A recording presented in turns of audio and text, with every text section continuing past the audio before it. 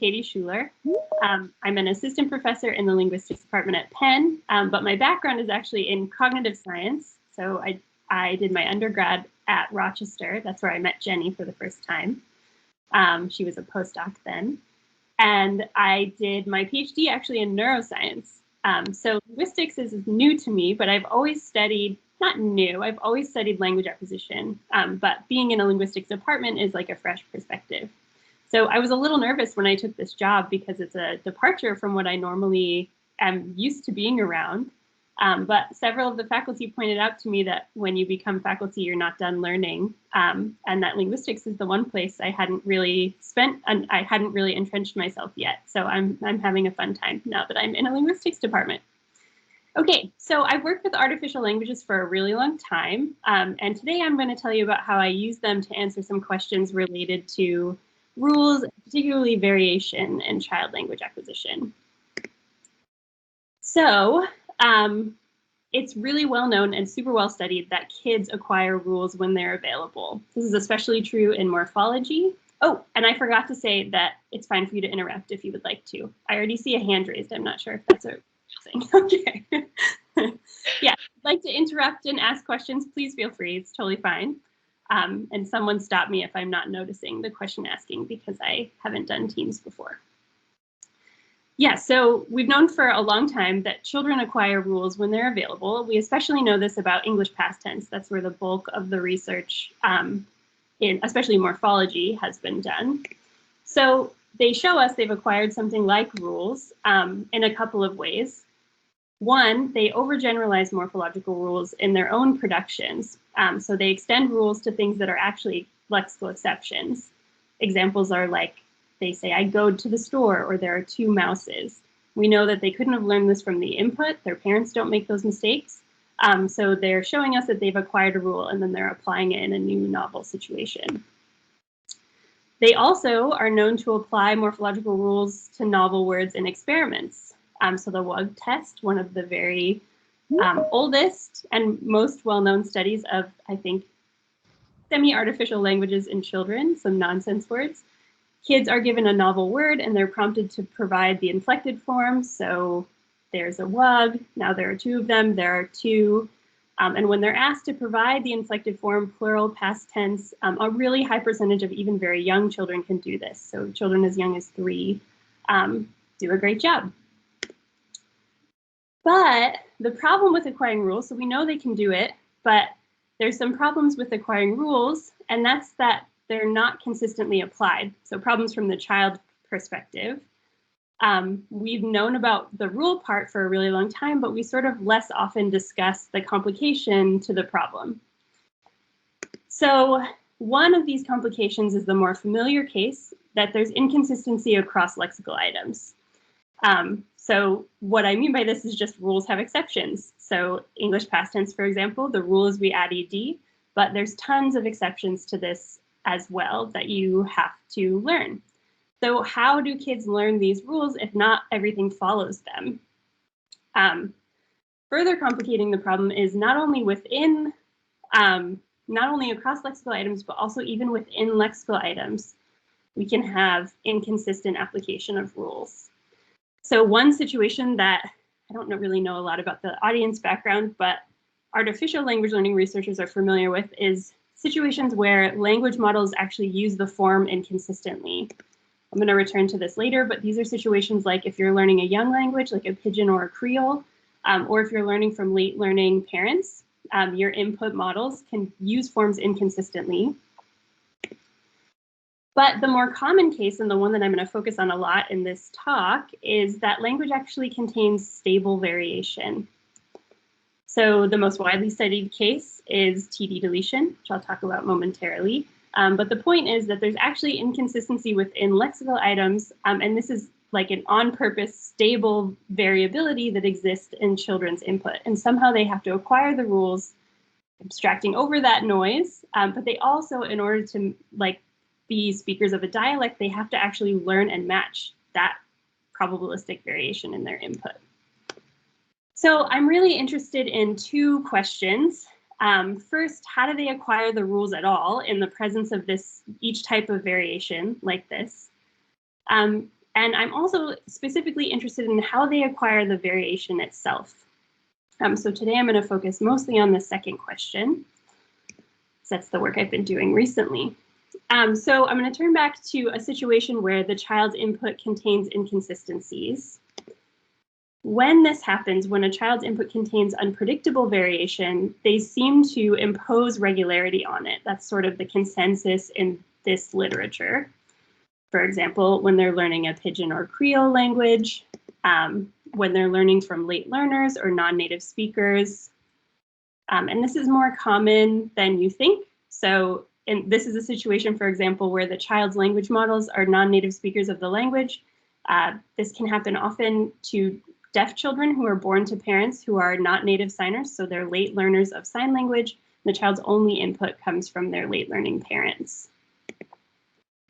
And this has also been found in a ton of artificial language learning experiments. I'm just citing the seminal Hudson-Cam and Newport one here, where when kids are exposed to inconsistent input in an artificial language, they also will regularize the language in their own productions. So just to illustrate this, what I'm showing here is the Singleton and Newport study.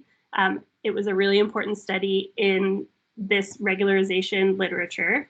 So Simon is a deaf child, he's shown in red here, who was born to parents who were late learners of sign language. So both of his parents, his mom and dad, learned sign language after they were 15 years old. And Simon's only ASL input is from his parents. So in this study, they looked at Simon's performance on ASL morphology, that's in the red here, Simon's performance, compared with 8 other deaf children who were actually born to parents who were native signers. They also compared Simon to his mom and his dad. And what the results show is that Simon's performance on ASL surpasses his parents. So his parents have lots of errors and inconsistencies in their use of ASL morphology, but Simon's performance is much more regular, and it's actually equal to children who receive input from a native ASL signer.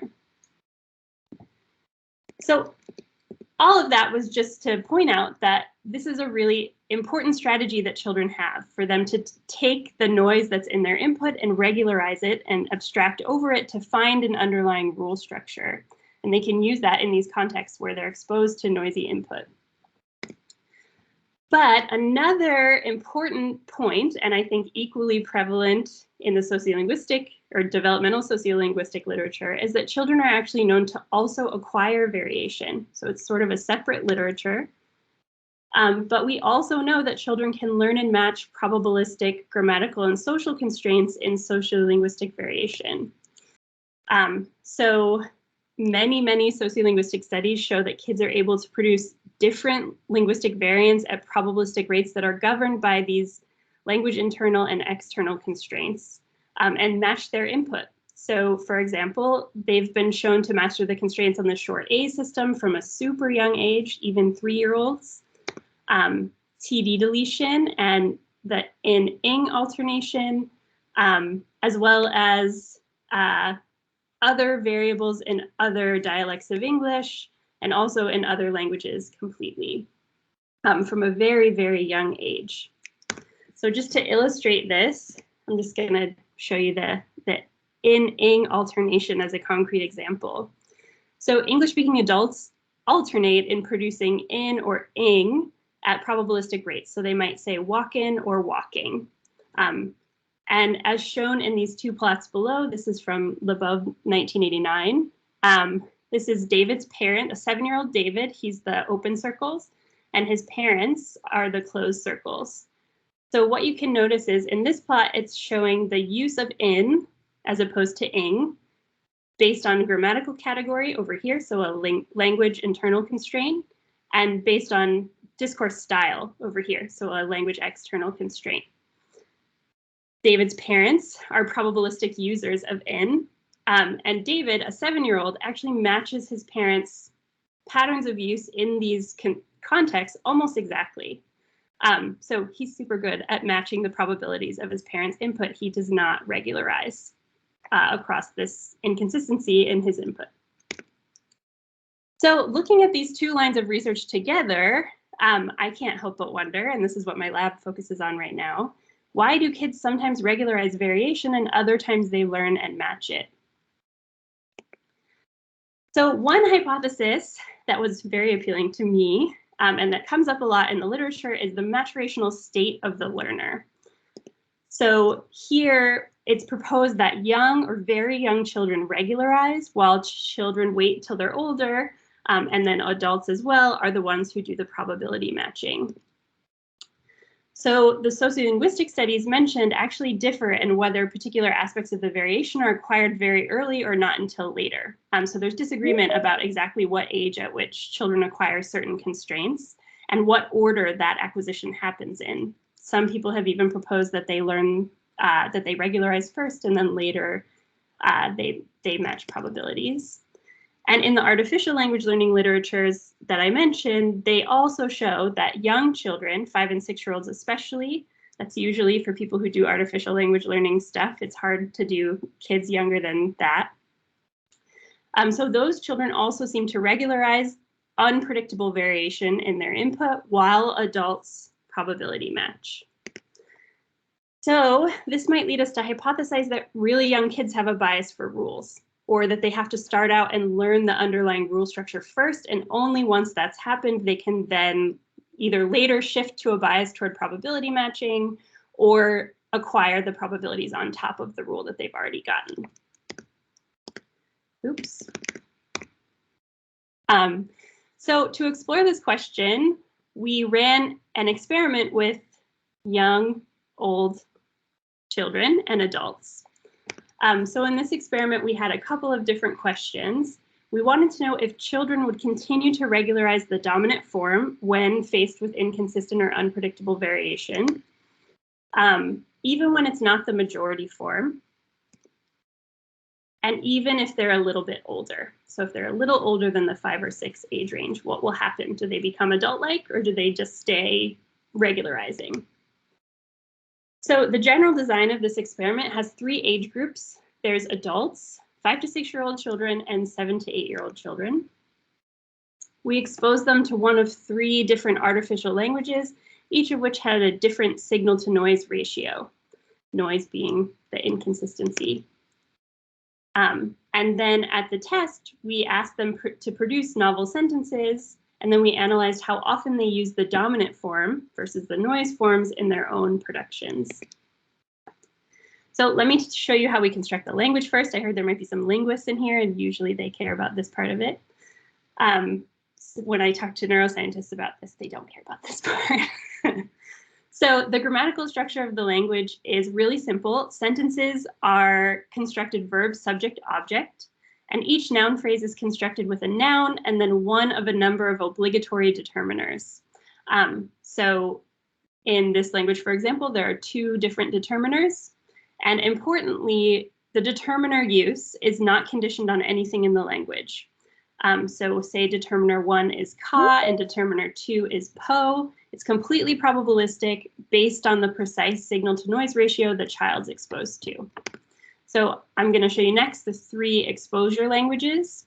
On the y-axis, this is the percent occurrence of the determiner in the input and the exposure type. We had a 67-33 language where the dominant form, dominant determiner, occurred 63% of the time, a minority determiner 33, 60-40, where it was 60% dominant, and then 40-20 scattered. Here, 40 is the signal, so the dominant form occurs only 40% of the time.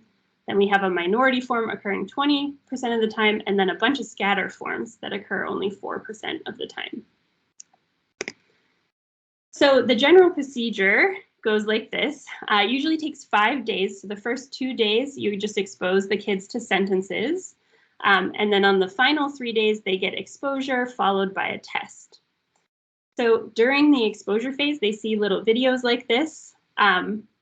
Here, the bee headbutts the giraffe. I don't think my video is going to work. And then they hear the corresponding sentence. So in this one, they might hear, remember it's subject verb, or it's verb subject object. So they would hear something like gentif, mog ka, clydum ka. And they just have that happening over and over again. And then in the test portion, they get a production test where they see a blank video.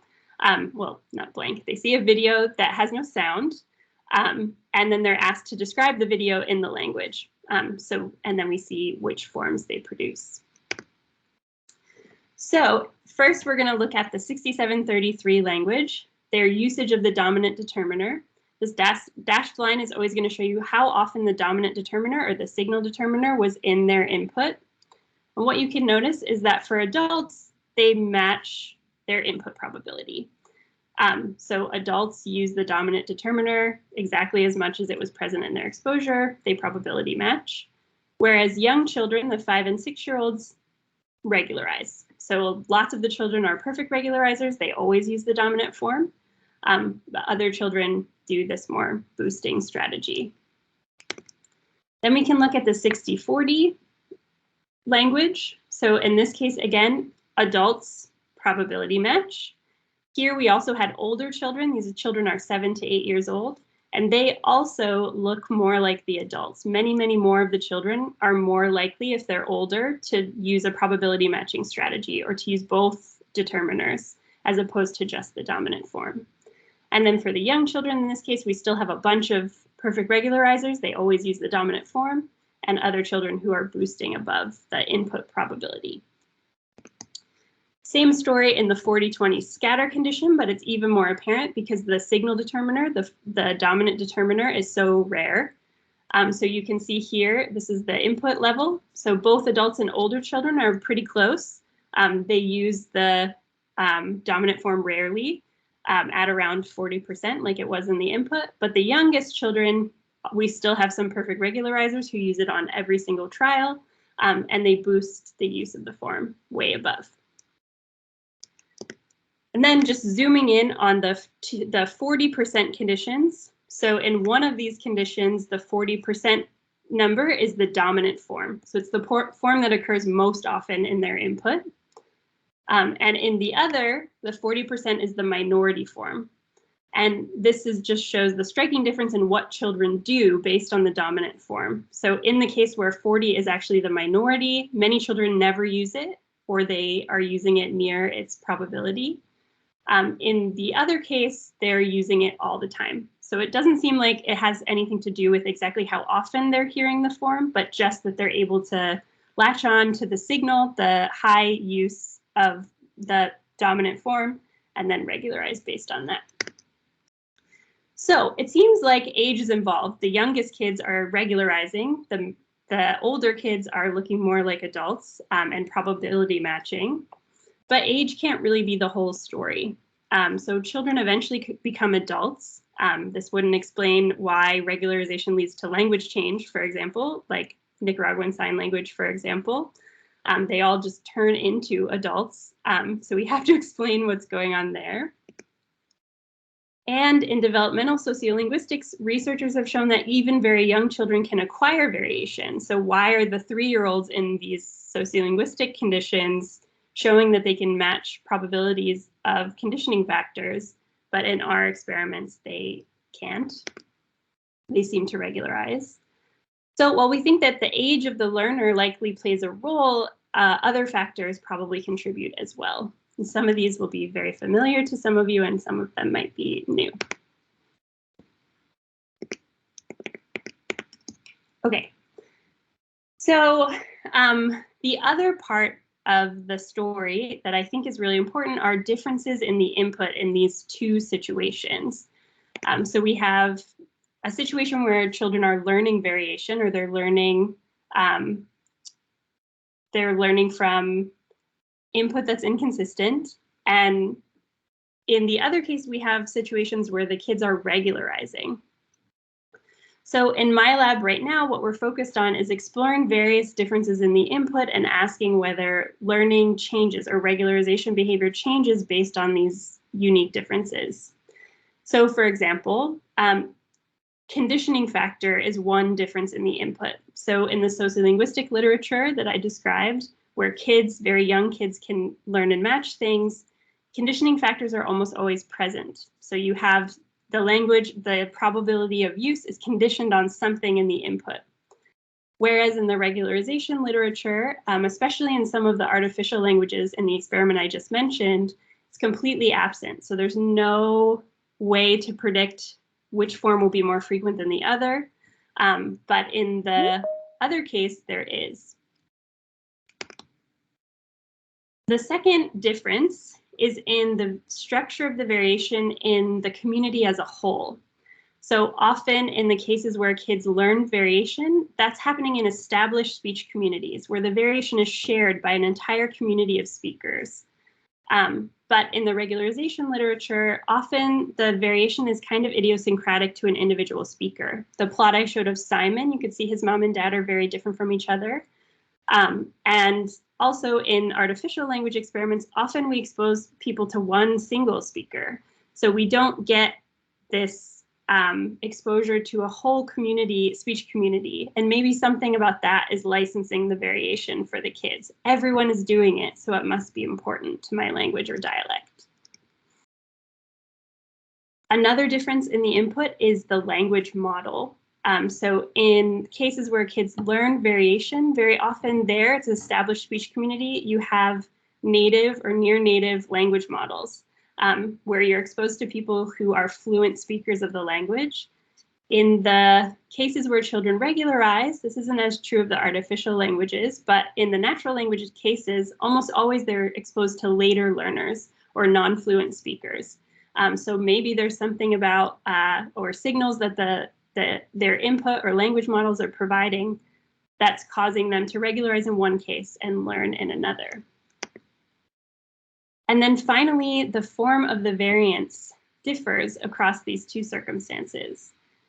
So in the cases where children tend to regularize language, especially in the artificial language literature, often we provide them with two alternating forms, and they end up regularizing the dominant one.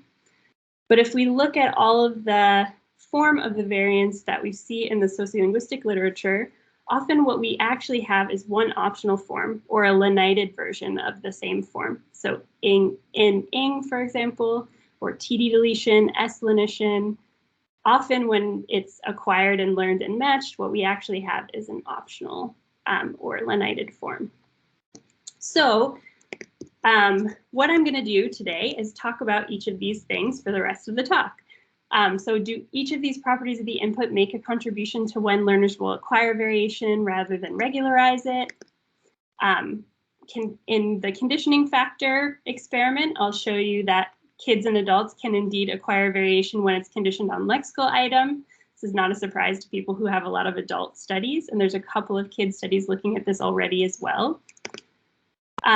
In the variation in the community study, I'll show you how variation that's shared by a community contributes to the acquisition of variation in that context. In the language model study, we'll ask whether learners are sensitive to the fluency of their language model and whether they use that to decide whether or not they should learn or regularize variation. And then in the form of the variance study, I hopefully convince you that optionality is a special case of variation that itself contributes to stability. So it's more often learned than regularized. And then if there's time, I'm going to show you a corpus study of children's acquisition of a variable that exhibits all of these properties together. And so you can see that they learn and match them from a very young age, 2-year-olds. Okay. I don't know why I have these redundant animations every single slide. So first up, the conditioning factor. I'm going to just take you back to this figure I showed before in case you didn't digest it then. So here we have a sociolinguistic variable that in ing form. And these sorts of variables in sociolinguistics are almost always governed by grammatical things or social things, language internal things or language external things. And again, here it's showing that in is used at different rates depending on the grammatical category. So it's conditioned on that context and the discourse. So narrative versus other styles. And that David, a 7-year-old, can actually match his parents' probability of use in these contexts. So it could be that having these conditioning factors present is actually what licenses the variation. And in fact, most sociolinguists agree that that's the case. So in our study I showed you before, where we have an inconsistent 67-33 language, I showed you this exact panel before, where adults match the 67% dominant form, but young children regularize. We also did a control condition where the language was lexically consistent. So in both languages, the overall proportion of hearing the dominant determiner is 67%, and 33% for the minority. But in the lexically consistent language, we accomplished that in a different way that was deterministic or perfectly conditioned. So 4 of the nouns always took one determiner, the dominant one, and 2 of the nouns always took another determiner. And when we did it that way, the young kids actually acquired the conditioning pattern. So they didn't just regularize the dominant form, they actually learned that the presence of the determiner is conditioned on the noun. Not necessarily surprising. So in artificial language learning studies, children have been shown to be less likely to regularize when a conditioning factor is present already. So this isn't the first study to show this. Hudson-Cam in 2015 did a linguistically conditioned rule. So here, the kids are exposed to a language where subject-object position conditions variable the determiner use, and kids regularize less when the conditioning is present. And Samara et al. In 2017 did the same thing, but for a socially conditioned rule, so more of a style variable. They showed that if the variation is systematically conditioned by speaker identity, whether the speaker is a boy or a girl, children will regularize less in those contexts as well. So this is not news for adult learners. This is something that has been shown again and again and again in adult artificial language learning studies, in sociolinguistic studies. But for children, only a really small number of studies have investigated these questions so far. So there's one linguistic constraint, subject-object, for Hudson-Cam, and one social constraint. There's a few others since then. Developmental sociolinguists have argued that this learning might depend on the availability of the conditioning factor. So whether they have access to the particular conditioning factor will depend on whether it's something they can acquire early or late. And I think this is an area of research that is really sorely needs more investigation. So I just want to highlight that. More work is needed to understand how kids acquire conditioned variation. I think artificial language studies do a really great job of targeting those things. And an especially interesting area of research would be to connect this to their developing social knowledge. So some stylistic constraints are just not going to be apparent to a child from a very young age. Things like, they can understand like a discipline context versus a playful context, for example, but maybe not like some more complex honorifics or something in other languages that require like advanced knowledge about the social context they're in. So I think investigating those issues would be a really fruitful area for future research. Okay, so let's move on to variation in the community. Let me see if So in the regularization literature, input often comes from one speaker or just a few speakers who differ from each other. They don't align, like two late learning parents. But in cases of sociolinguistic variation, probabilistic patterns are shared by the entire speech community. But the effect of this shared variability isn't well explored, especially among children. So that's what we're going to focus on in this particular study. Right now, we only have adults for this study, but I want you to keep in mind that we're planned and have started running children in this study. So the reason the language might seem simple is because we need something that we can also use in an experiment with kids. So across 3 experiments, I'm going to show you evidence that variation is shared. A variation that's shared by a community actually does contribute to how learners will acquire the constraints on its use. In experiment 1, we'll ask just what's the difference between one speaker and multiple speakers? Does that help them acquire the community level variation? And in experiments 2 and 3, we'll ask under more natural learning circumstances where there's the presence of minor or extreme interspeaker variation, can they still match the community level pattern of use? So in the first experiment, and indeed in each of the experiments, there are 60 adults tested on prolific, so 30 in each condition. Participants are taught an artificial language, and the context is stopping puppies from chewing on stuff. So again, this is targeted towards children, so that's why the adults are doing this as well. In experiment 1, we're going to compare a single speaker input to 3 speakers who match the community level. In experiment 2, the same 3 speaker match condition, but new subjects, to 3 speakers who only approach the community level pattern. And then in experiment 3, again, our 3 speaker match control condition versus 3 speakers who differ dramatically from the community. So I'll show you the general procedure quickly, and then I'll show you more about the individual, more about those community patterns of use. So it's a very simple experiment. There's an exposure phase followed by a test phase. In the exposure phase, they hear a girl, one of 3, depending on what condition they're in, scolding a puppy for chewing on various objects, slippers, towels, trash, things they shouldn't chew. And they're instructed to listen to what Sarah says to the puppy or listen to what the girl says to the puppy. And then as an intention check, the adults choose which one they heard. So they have to select. Notice that, so the structure of the language is no, and then the verb, and then a noun. And the only difference in these 2 options is the presence of this optional object marker. So that's the variable that's under investigation here.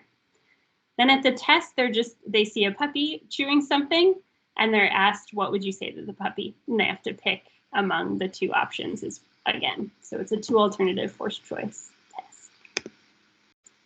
So here's more details about each of the communities that we have going on. I'm going to try to focus you in here on the speakers match community. This is our control condition. So we repeated this condition in every experiment, but I'm just showing it once for efficiency.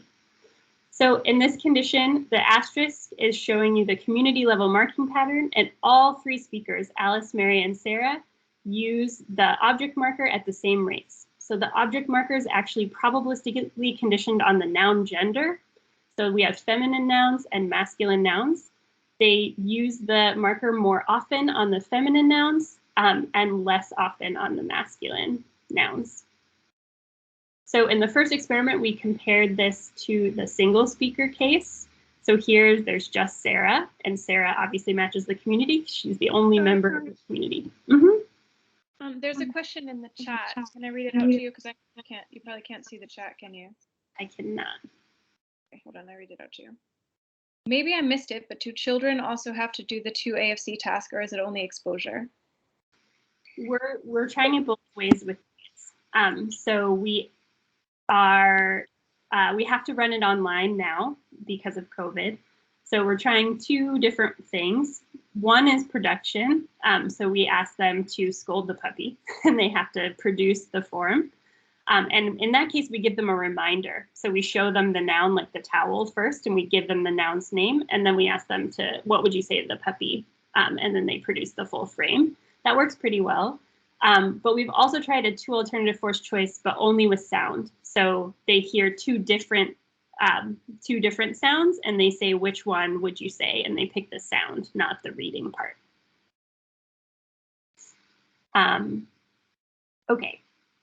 So in the single speaker first experiment, we compared this condition to a single speaker. So there's only 1 other speaker. In experiment 2, we asked what happens because in natural language, the speakers of the community don't usually match exactly the same level as each other. So we have sort of minor interspeaker variation here. We call that speakers approaching the community. And then finally, in experiment 3, we compare it to extreme differences in the community. So this actually happens in some dialects. There can be situations, for example, where females use one form exclusively and males use another, and children actually match their mom early and then later shift to the pattern of their own gender, for example. So here we have 2 speakers that exclusively mark feminine. and they never mark masculine nouns. And we have one speaker who's a rebel and marks only masculine nouns and never feminine nouns. But our overall distribution in the community is still 67% of the feminine nouns are marked and 33% of the masculine nouns are marked. Katie, can I ask you a quick question about this? How did you teach the grammatical gender, the masculine feminine alternation? So there's 6 nouns. 3 of them are feminine. All the feminine nouns end in ella, and all the masculine nouns end in ito. So there's 3 of each type of noun. So just through the exposure, they get exposed to each of those. Thank you. That's a good question. Okay, so here's the results. I'm showing again the control condition here, compared to experiment 1, 2, and 3. So on the proportion marked, the red line is the input level feminine marking, the object marker's appearance on the feminine nouns, and the blue line, I hope you can see that one, is the object marker's appearance on masculine nouns. So what you can notice from this very general plot, I'll show you some more detailed ones in a second, is that in the single speaker case, they actually match the community less well. So they're better at matching the community level when there are 3 speakers who do the community level pattern. When the speakers approach the community or they're really close to the community level, but not exactly the same as each other, we found no difference between these 2 conditions. And then finally, when the speakers were different from the community completely, we saw evidence of a little bit of boosting of the feminine form. And remember, 2 of the 3 speakers exclusively marked the feminine form. So I'm going to show you the individual data for each experiment so you can look at it more closely. So I'm just going to orient you to what the plots will look like first. I'm going to show you one for each experiment. So I'm going to show the feminine marking down here on the X and the masculine marking that the subject chose at the test on the Y. This dashed line would be if they marked them at exactly the same rate. If they're over here, this would mean that they marked feminine more often. If they're over here, it would mean they marked masculine more often than feminine. And that little asterisk is the presence in the community that they were exposed to. Okay, so here I'm showing the 1 speaker over here and then the 3 speaker control condition here. So what you can notice about the individuals here, there's a lot going on in this plot. So a couple things to note. The mean, here's the mean of the group and here's the community. The mean is closer to the target here when we have more speakers in the community. More of the participants are actually in the bottom right half of the plot. So more participants are choosing to mark feminine more than masculine. And no one's coming up in the 3 speaker match community with any surprising rules. So we assigned people a rule as a rule follower if they, on all but 2 of the test trials, chose to mark in one way. So here we have a couple of rogue people who marked basically masculine all the time and never feminine, which is the opposite of what was happening in the input. So it looks like having the extra speakers and it was exactly the same length of exposure helped them arrive at the overall community level at least a little bit. When we compared that 3 speaker match community condition to a situation where all the speakers were similar, we checked all those same things and there were no statistically significant differences among these groups. So they learned it just as well as long as they were approaching the community. Then finally, this is the situation where we have, again, our control, a different set of subjects in the control, 3 speakers matching the community, and then 3 speakers who differ. So that's the case where we have 2 exclusively feminine markers and 1 exclusively masculine marker. And what you can notice is that, the biggest thing to note is that participants actually form a smaller spread. So the dots are more spread out. The sorts of rules that they consider are very different. And feminine marking and masculine marking seem like they might be in a bit of a trade-off, where they're more aware that when you mark feminine more, you mark masculine less. So adults seem to have learned a probabilistic rule more accurately when the rule was attested in many speakers, even in the presence of interspeaker variation. But when there's variation at the community level, but not in individuals are deterministic, learners are more likely to regularize there. So they tended to shift more towards the 2 speakers who were feminine marking. So how the variation is shared by a language community might play an important role in whether learners acquire or regularize a rule that's variable. And we're working this out with kids. So with kids, we're going to try to ask whether kids will show less regularization if the rule is shared by multiple speakers. That's actually the population we're most interested in. Does something about a community sharing it license the variation for them? And when they're faced with extreme interspeaker differences in experiment 3, what would they do? So we have a hypothesis that they might be more likely to regularize even than adults and follow the dominant individual. Or if we had different gendered speakers, they might choose to follow, for example, someone they socially align with. And then finally, we have some future directions where we're asking about the social meaning of the variance. So we have socially uniform speakers right now. They're all female speakers, and they're all girl cartoon characters.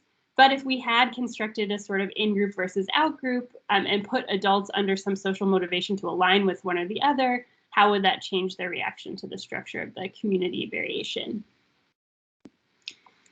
Okay, a couple more experiments to show you, and then I'll stop and take questions.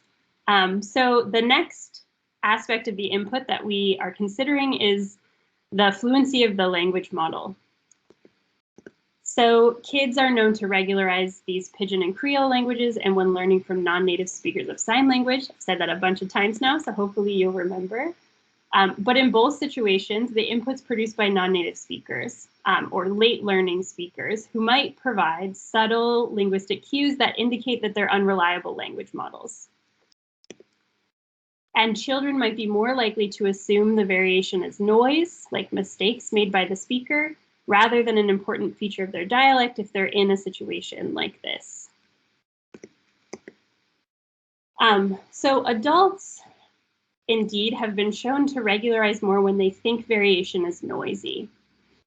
So Perfors in 2016 argued that adults will match probabilities because they assume variation's predictable.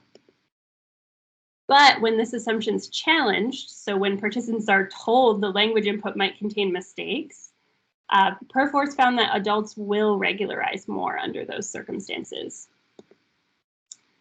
And he argues that these results explain why children might regularize unpredictable variation in natural language. So children are also aware of these subtle cues or aware that speakers are making mistakes, and they might use that to decide to regularize. So I'm first going to show you the data from Perfors here, so you can get a sense of that study before I show you ours. So in this task, it's adults. They're learning written object labels. The manipulations were the reliability of the person providing the labels. So sometimes they were told they might make mistakes, and sometimes they were told that they would do a good job. And then the type of the marker, it was actually STEM affix pairs, so the type of the affix that they received. And what they found is that adults were more likely to regularize when they were told the variation might contain mistakes. So in the participant condition, that's where they were told the inputs being provided by a participant and they had to rush, so they might have made some mistakes. Adults regularize more in those contexts. And they were more likely to regularize, especially if those mistakes looked like typos. And I'm going to show you more specifically what this looked like on the next slide. So in our first experiment, we wanted to ask whether these results would extend to a more complex rule. So we just started by replicating that study, but in our artificial language. So instead of learning labels, STEM affix pairs, like the Perfors study, where the affix, this on part, is the variable part, our participants are going to learn full sentences and a plural marking rule, where the plural marking is variable. So in our study, they're going to learn plural marking via pictures of 6 farm animals. They're either singular or plural, and the plural sentences are unmarked, or the singular sentences are unmarked, and the plural are marked. And this marker is what's going to be variable. So we ran 134 adults on Prolific, like Mechanical Turk, if you're not aware, with 2 different instruction conditions, just like Perf4's experimenter and participant, and 2 different plural marker conditions, distinct and typo. So here I just made a little table of the Perf4 study and our experiment here. So both experiments are going to use written type. So the subjects read the text and type it in. Input is coming either from an experimenter is giving you the input, they don't make any mistakes, or a participant, a previous participant is providing the input and they had to rush and they might make mistakes. And then there are 2 marker types in both experiments. The control in the Perf4 study had what's called similar markers. And then the likely errors looked like more like typos. They were actual reasonable typos near each other on the keyboard. And for us, we used distinct markers compared with typos, so things that were near each other. The bold form is the dominant form, so that occurs, I think, 60% of the time in the input. Okay, so the experiment proceeds with an instructions where you get either the experimenter instructions or the participant instructions. I think it went over that plenty. Then they're exposed to the language, singular sentences that are unmarked and plural sentences that have a marker that varies. The marker in the distinct condition, 60% of the time, is ka, or the dominant form. It differs for each subject. And then 10% of the time, each of these other markers occur in the plural. And then in the typo condition, they look like typos. And at test, there just has to type in the sentence that describes this in the language, and that's it. Someone stop me if this isn't clear. Okay, so here's the results from this experiment. This is just our experiment. So what we found, we have our experimenter condition and our participant condition, the distinct marker and the typos. We had 60% presence of the dominant form in the input. We actually saw sort of universal boosting in this case where we have distinct markers or very different markers. We found no change in the experimenter condition, no main effective experimenter or no main effective instruction type. The only effect we found is an interaction between instruction type and participant. So here, you're more likely to regularize if you're told the input might contain mistakes and those mistakes also look like typos. Otherwise, there's no change in their regularization behavior. We also analyzed this as entropy, and the only reduction in entropy came in the case where we have both you're told there's mistakes and they look like mistakes, they're typos.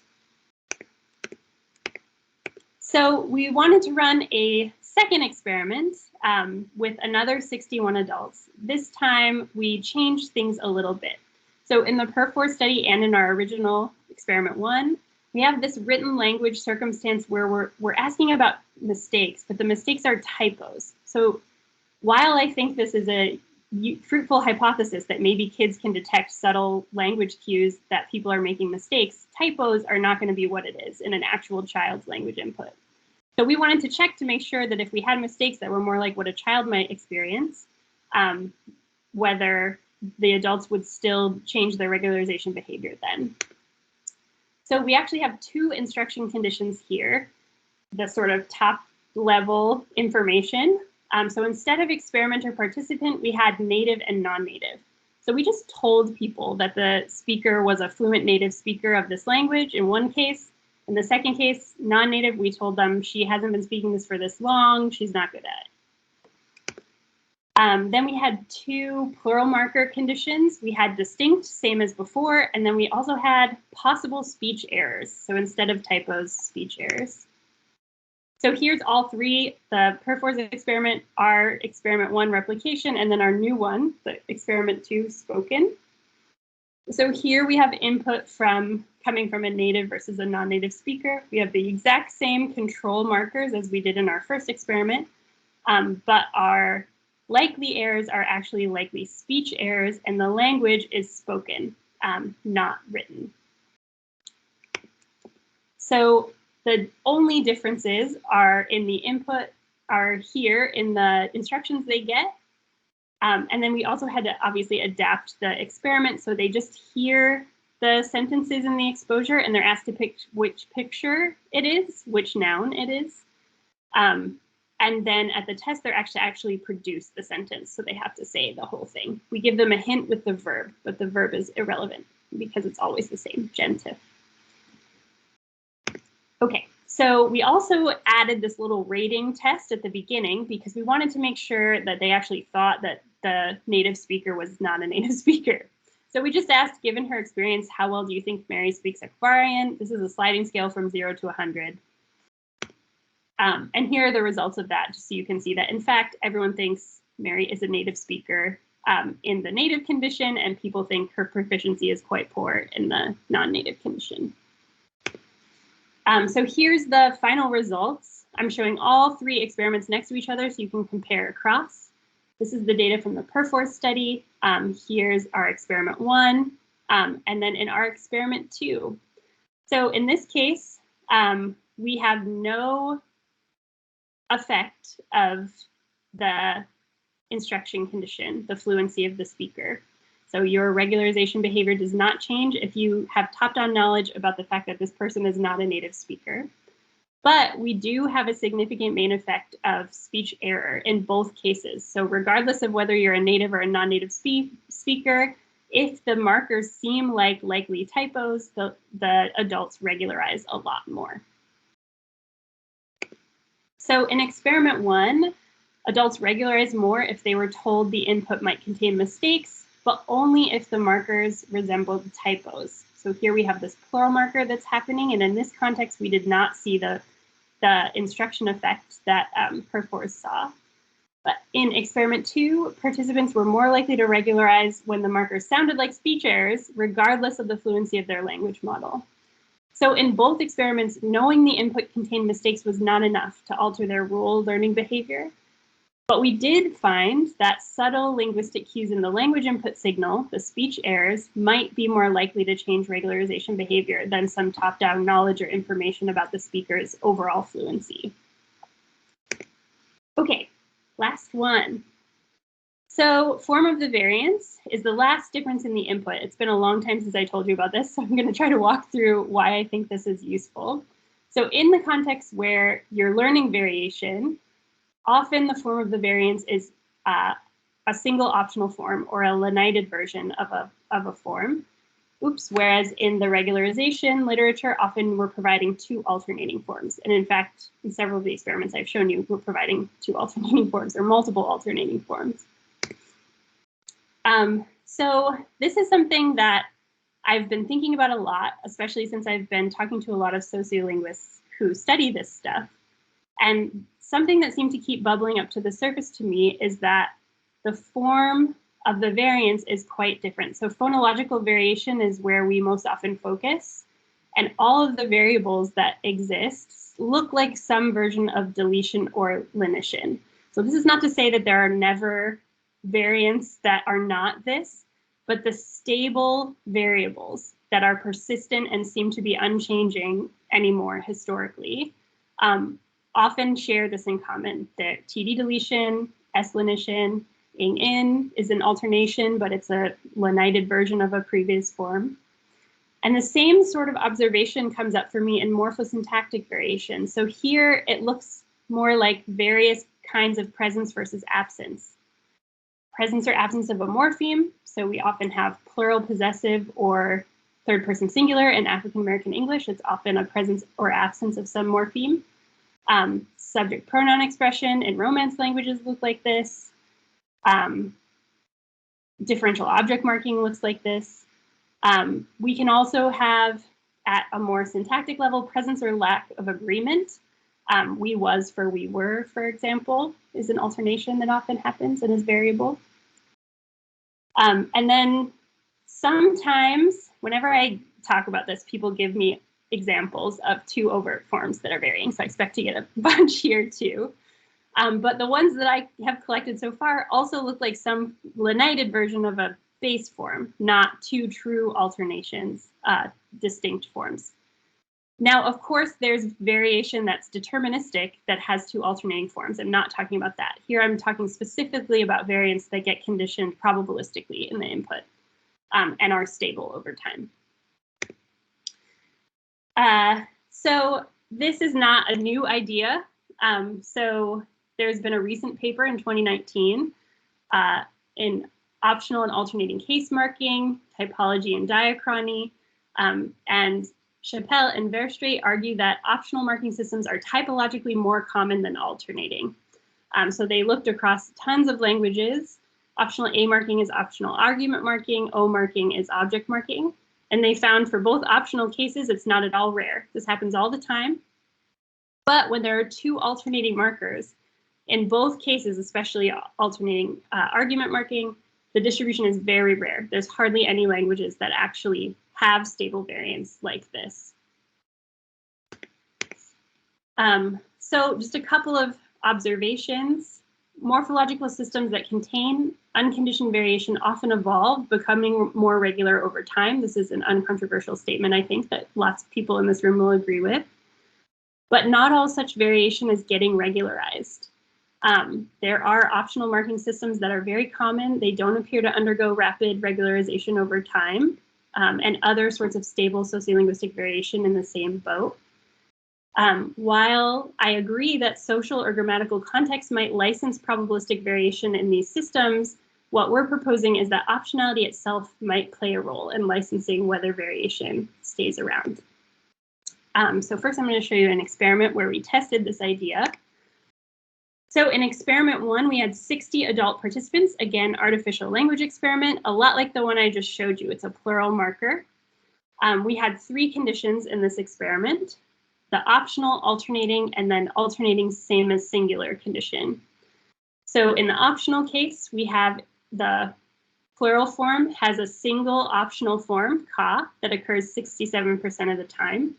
In the alternating case, the plural marker are 2 alternating forms where ka is the most common. 67% of plurals are marked ka. And the alternating same as singular, we just included to make sure there wasn't some weird thing going on because the singular form is null here.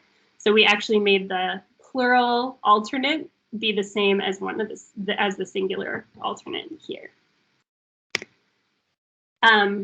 This is the same experiment as before. This is a different schematic. So they hear the sentence, and then as an attention check, we ask them which sentence they heard. They heard singulars and plurals. And then at test, we ask them, how would you say this? And it's a 2 alternative forced choice between the 2 plural markers. Oops, spoiler, there's the results. So we predicted that the optional marking would be more stable. So we'd see more regularization in the alternating conditions than in the optional case if it's licensing stable variation. But what we actually saw is the opposite. So I was totally wrong. So in the optional case, where 67% of the overt form is the marker, people are regularizing it. Almost all the participants always use it on the plural marker and never use the null form. But in the alternating condition, they keep both forms around, and at the group level, they match the probability exactly. So they just think there's 2 markers that exist.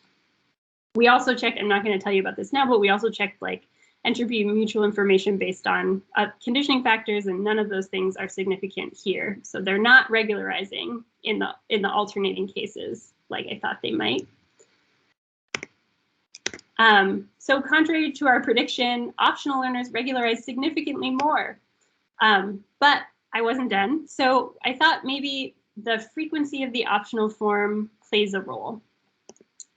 So persistent variable forms tend to appear more rarely in their optional context in real natural language, and rates of language change also tend to slow down as a form gets more sparse.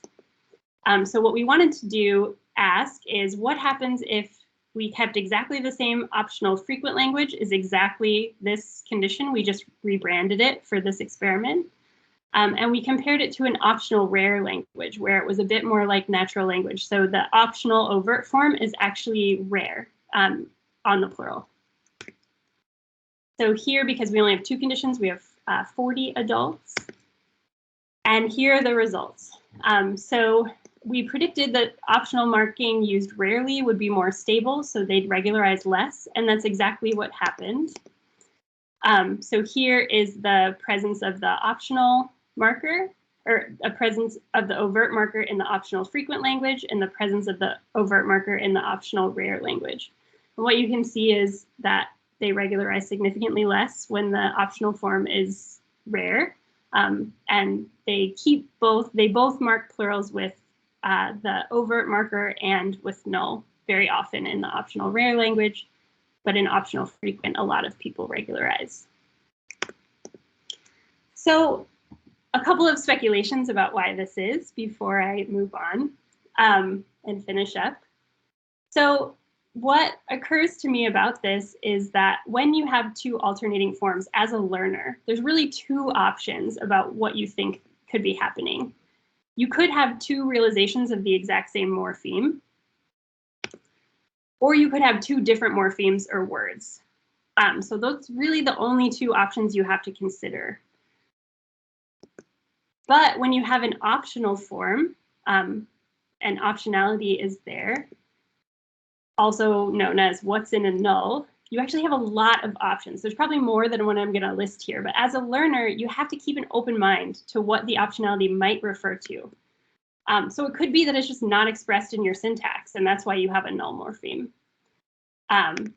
It could be that it's expressed in your syntax, but it's actually just doesn't happen to be occurring in this particular context or structure. It could be that you have a true null allomorph, which is kind of what we were trying to expose them to in the artificial language. It could be that it's just not present phonologically, so it is a form, but it's not present phonologically, so you have a null emerge. Or it could be phonologically present but neutralized, and probably more things. So the point is that I think it's possible in optional variants that what's happening is learners are a little bit more resistant and keeping an open mind about what that optional form might be. So they actually change their behavior and their willingness to regularize or no based on some of these things. So we're going to explore some of these in future experiments, but we haven't tested it yet. Cool. Okay, so concluding thoughts. Experiments should focus on both what leads languages to change, but also what leads to stability. Null forms might play an important role in stable variation, and this could be derived from what a null form can be in the learner's mind and what they've been exposed to. Future directions, do learners presuppose null can be many things, or is that something they need to learn from language-specific experience? So that's something we could maybe check if languages have many of these sorts of null things that exist, or have only a few. Okay, so I have one corpus study if there's time, but I think we're cutting it close to the end. I want to make sure there's questions. So I'm going to skip that and just go to the very end. Let me just skip without going through each slide so that we can not have to do animations and stuff. Cool. Okay, so children are known to both regularize and acquire variation in language input. This might be due in part to their maturational state that they're in, the fact that they're children and they have a bias towards finding rules.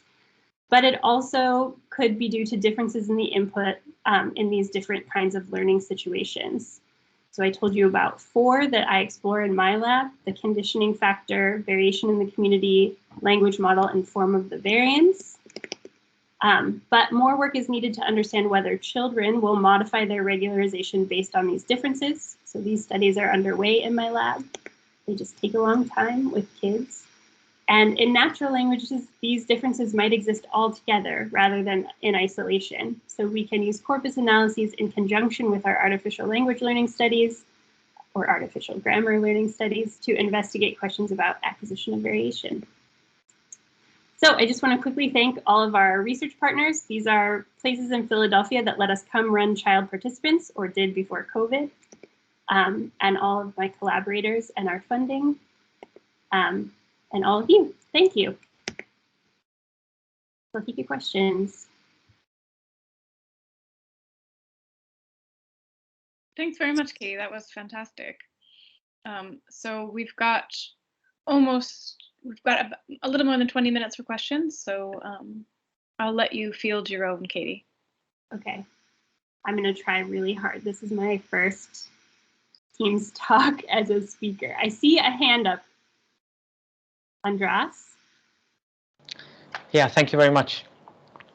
I have a question about the alternating same as singular pattern that you mentioned. Mm-hmm. I don't know whether this is relevant at all or whether that's a possibility at all, but so if I understood this correctly, you had there were two forms, and only one of those forms was only used in the plural, right? Yes. Yeah. And all of these nouns on which these forms were used were objects in a sentence, right? Yes. So is it possible that one could interpret that alternation as that the plural marker, the one that is different from the other one, is actually reinterpreted as an accusative marker that alternates with a marked nominative, so to speak, so that rather than marking plural on some nouns, it's actually interpreted as an accusative marker, if you will. That could be. So I can't control what they decide the conditioning is, and it could be that some people do have that interpretation. We did ask them after. I didn't show this data. We asked them after what they thought when you should use each of the forms.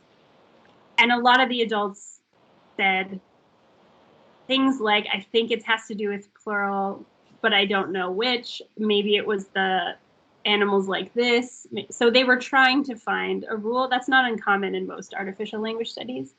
So I don't know that we can specifically, none of them would be able to articulate what you just said, I don't think, very well. But yeah, if there was a way we could check, it's possible that they could have done that there.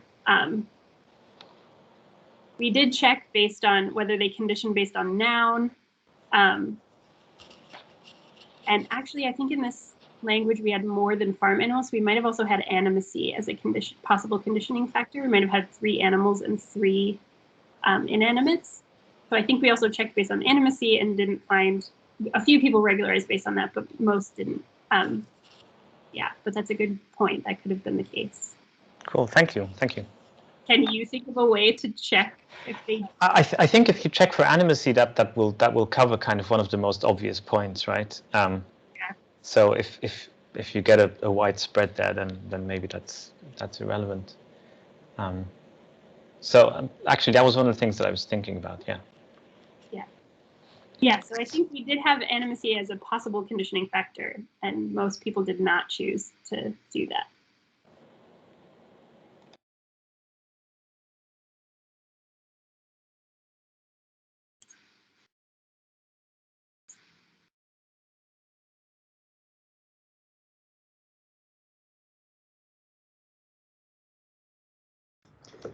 It's the end of the day, and we've decided to let people have take their time to ask questions and leave some pauses. So don't be surprised if it takes some time to get questions up. Although I see Mora wants to jump in. I see a hand.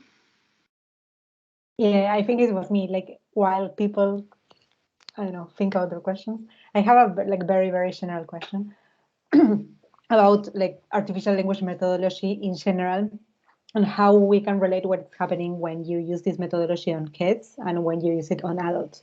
So in particular, you show some data that suggests that kids tend to regularize much more than adults. And I was wondering what that tell us about to which extent when we are doing artificial language learning experiments on adults, we are targeting the same process of learning that kids have, because it's we many times assume this. We make the assumption that if we find something in experiments with adults, it's because there is some, for example, learning bias. And that is I mean, that's built on the assumption that adults behave a little bit like kids in some sense. But these data suggest otherwise. So yeah, I mean, I was just thinking out your thoughts. Yeah, I mean, I totally agree with the things you said. So I think it's really important to do experiments with kids because of that difference. So they are different, and the people who are often learning languages, native languages, are in this maturational state where they're a child. So there's like real differences between adult and child brains, and I think it's not a leap to say that learning biases among those two different populations will be different. But I do think adult experiments are informative. So I always run adult pilots first. Typically, you can see similar trends, even if it's not as strong as it shows up for kids. There's also, it's very complicated because there's always task effects in these sorts of artificial language studies that we're doing. And a child's task effect is different than an adult's. So their motivation for what options they're choosing or why they're doing it are different. So you can also, make assumptions that they just are treating the task in a slightly different way. And it's not clear that that's because they have different learning biases that are related to acquisition of language or because they have different task biases. So all these things are really important. I didn't actually show this, but we also have rating data in the first KID paper I showed on the two, the 60-40 language and the 40-20 language. And the kids are all aware that both forms exist. So we did a production test and they regularized, which I think is an important thing to know. But if you're asking them, like, is this a possible form in the language? They say yes. So they know that the form exists. They just are choosing not to use it. So that's why I sort of have moved to also using two alternative forced choice tests for kids, because it's a way of like forcing a decision, but keeping in mind that they're aware that both forms exist. So I think that sort of two alternative forced choice to me feels like it gets kids and adults closest on the task. But yeah, I agree with all of those points, and I think it's super important to study kids too. I don't think we really know if the learning biases are exactly the same or different yet.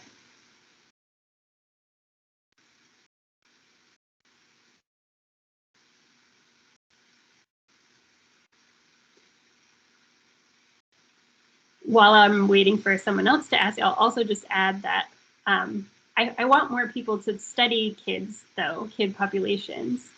And one of the reasons is, like, adult studies can outpace me exponentially. So, like, you can run a study with adults, like we futz around with the method and design with adults because we can run an adult study in a few days or weeks, and with kids, it's like half a year if things are going well, and over a year or more if things are going more slowly. So I think people shy away from doing kid studies just because it's hard, it takes forever, but it's useful when people do. So it's good to do both if you can.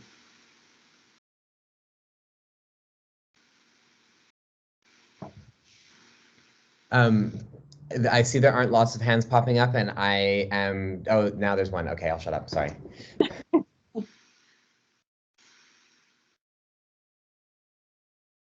I can't see this person's name. Sorry, go for it.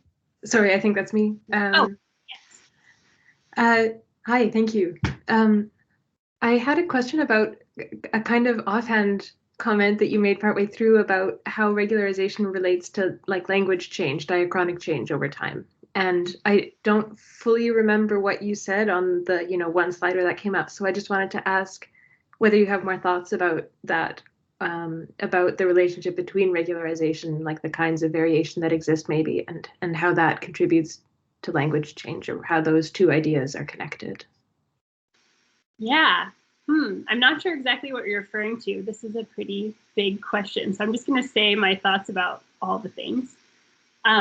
First, of course, there are situations where it's very clear that children, especially in the situations where input's really inconsistent, the sort of emerging speech communities like Nicaraguan Sign Language, or in Simon's case, for example, where it's clear that children do play a role in language, like diachronic change. So they shift the language and make it more regular, and over generations of learners, the language becomes more regular. And I think that that's true outside of children as well. There's tons of evidence, I think, both in natural language work and in artificial language work that shows that languages change and become more regular over time. But I also think that it's not true that every variant is under a pressure to change, or that it's always becoming more regular and predictable. I think that stability does exist. Like, you can't have diversity without stability, so you can't just take one away. And I actually think that you'll start to get innovation if you make the language too regular over generations and generations to try to differentiate themselves in certain ways. So I think it's like a complicated interplay that we don't fully understand, but could use a lot more work. And I think these sorts of artificial language studies are really helpful, especially the ones that look across generations with adults and even kids, because they can sort of show that behavior, what happens to a language and why. I think there are a few studies on the innovation side. I have seen less, though, that show that you innovate a new form when the diversity declines so much. But I expect that to be true. And I would like to know more about that. So I don't know if that answers your question, but those are my thoughts. Yeah, thank you. And thanks for humoring my kind of off the wall question. It's really interesting. Thanks.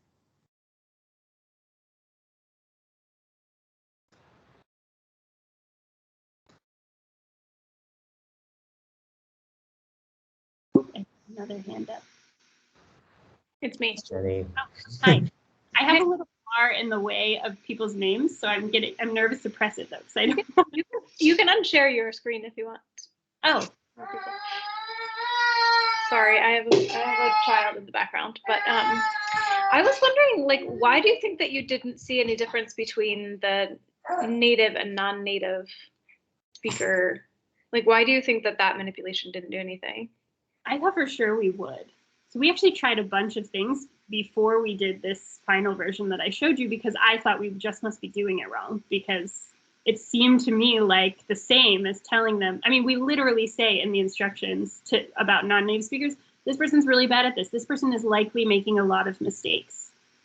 So one reason that we thought is maybe because it's too simple. So like maybe the language, there's like a few nouns. It's maybe so simple that the learners aren't able to to them, it's not a reasonable leap to make that like this person would make a mistake in this context, because it's so easy. And if we had made the language really complex, maybe in that case they would assume. But I think it might also be possible. I'm more convinced now that we've done the study that it may be more possible that it's a local, like that you're not actually making a very high level, like pragmatic assumption about a learner in that way, and that you're really making a more local decision about like this particular, like, should I add this particular thing to my rule analyzer or no? And was this likely a mistake or no? And like leave it off if it was probably a mistake and include it if it was. Yeah, so I think we have a lot more to explore there about why. I don't know exactly. I don't know if you're asking because you were also expecting to see it, but I was definitely expecting to see it. Yeah, so. Yeah, but I can see what you're saying in terms of, I don't know, maybe you need to, maybe something more creative has to happen in order for people to actually, like when they're making a decision point at a local level, like actually think back to who's saying it, or I'm not really sure, but it did make me think of some other experiments that people in the Center for Language Evolution have been doing to try to see whether when you have a mix of native and non-native speakers, you get a kind of simplification of the language, which is kind of related to regularization. And it's always been really tricky. Like it never worked as planned. Yeah, we also tried disfluency as a like the low level issue.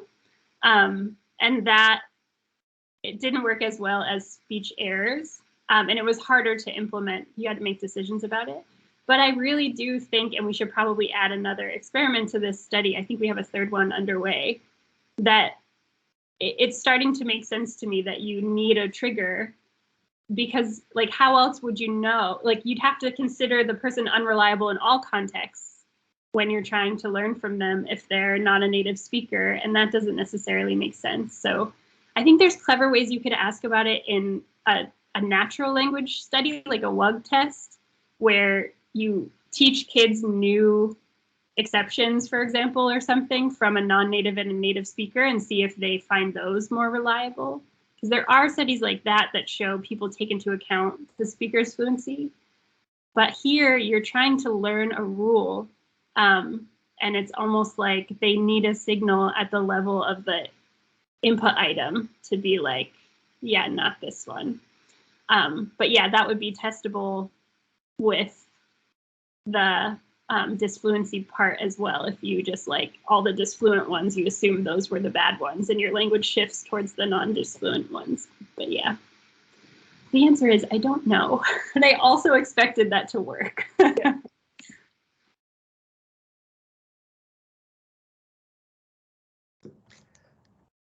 So I am going to circle back to the thing that I didn't say earlier, which is there any chance of you giving us a very short summary of your corpus study on ne?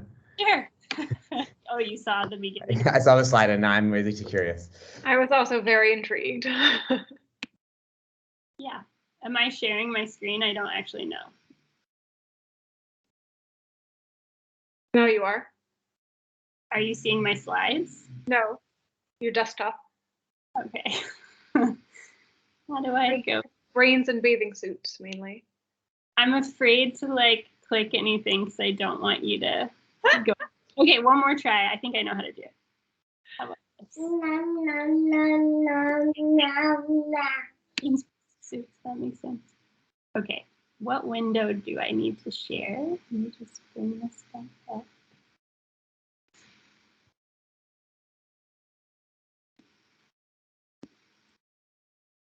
There we go.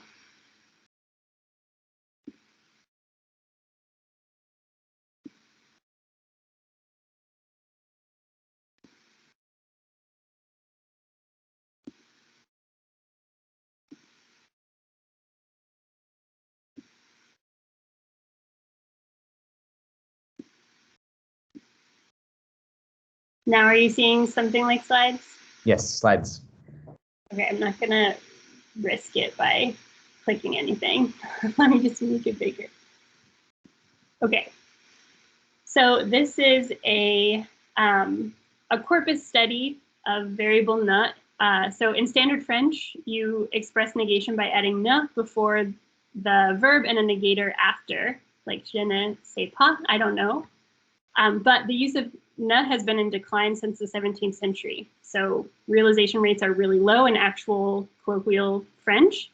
And this variable is conditioned. So it's realized more in formal contexts, in certain linguistic contexts. So basically it has all the things that I've talked about. It's conditioned, it's both optional and rare. It's shared by the entire community of fluent speakers. It's my grad student Yiren, by the way. So we looked at 16 different children across 7 corpora, that's a typo, French-speaking children and their parents in natural conversation. Yiren extracted all the post-verbal pa structures because everything else is a little bit more complicated and requires much more manual coding. And coded for the speaker, the child's age, the subject type, that's the linguistic constraint on ne, and whether ne was present. So what you can see here, this is a small sample of the kids, but this average holds across all 16. So this is the first time they utter at 1 year, 8 months. They utter verb plus pa structure. And then the first time ne occurs in there is at 2, on average, 2 years and 5 months. The ne retention rate in the caregiver speech, so the child's input, is really low. So it's 12.5%. And in the child's speech, it's also really low. So they use it only rarely too, 4.47%. So we found a couple things. kids use na more over time, while parents use na less often as their children grow older. So it's obvious because they start out never doing it, so it's not really a surprise. But the point is, they don't ever get to go through a stage where they regularize na. They always are variable users of na. Subject type is also significant in both our kid and adult models. So just like their parents, kids will use na less often with clitic pronouns and most often with full NPs. So children follow the exact same pattern. And the interaction with age is not significant. So children's increase in their use of na or parents' reduction is not driven by sentences that have any particular subject type, and it doesn't change over age. So what this suggests to us is that from a super early age, they actually know that na is variable and they're able to match the constraints on its use. That's it. Hopefully that was a brief enough summary. Yes, very well shrunken. Yes, thank you.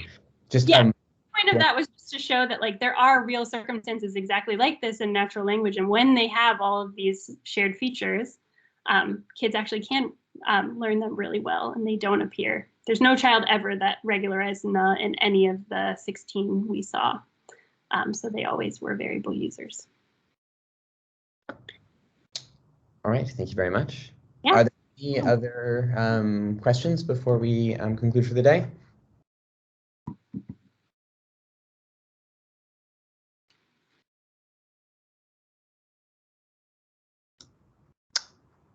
Okay, then I propose that we thank our speaker. Thank you very much for this talk.